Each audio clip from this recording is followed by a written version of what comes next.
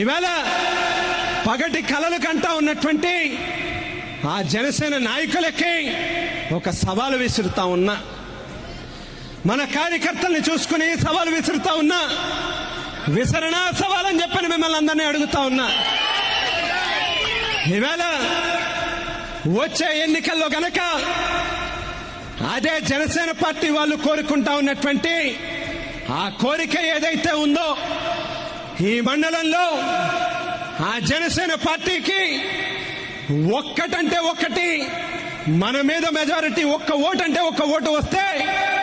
పూర్తిగా రాజకీయాల నుంచి తప్పుకుంటాను అని చెప్పి మీకు అందరికీ కూడా తెలియజేస్తా ఉన్నా.